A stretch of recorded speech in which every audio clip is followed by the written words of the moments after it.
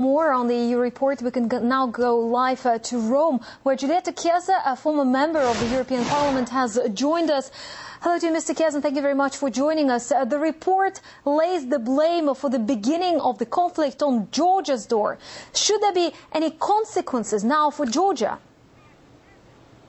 Well, first of all, I would like to say that the result is a very bad compromise, and it has been created simply to avoid a complete dismissal of the previous position of the European Parliament immediately after the war, when the European Parliament voted with a large majority blaming Russia for the responsibility of the war.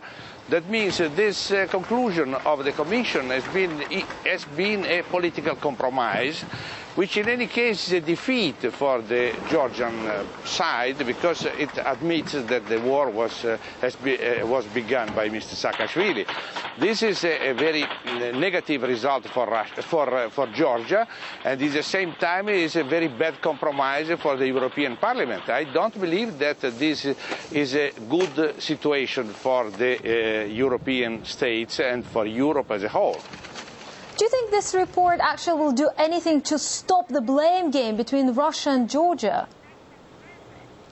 Well, the question is clear now that the Commission says that the war has been begun by Georgia and blames Russia for having had a disproportionate reaction. But this also is a very strange position, because it repeats all the position of the European Parliament, while it is evident that Russia had to defend its own position, attacking the place where the Georgians were conducting the war. It's impossible to react on the border. It was evident. It is not a realistic assessment, and I believe that this way of behavior of the Commission and of the European states means that Georgia will obtain some encouragement in continuing its own old politics of Mr. Saakashvili. It is not a good way to resolve the question.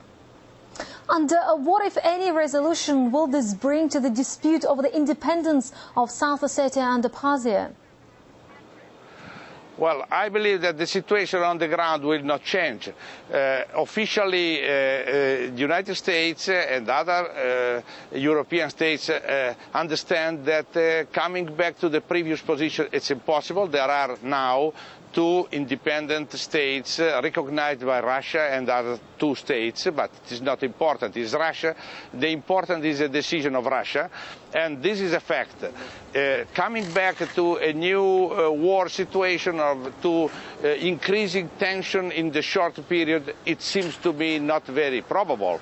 It will be some kind of delay, and after that the position of Georgia will depend from the international situation.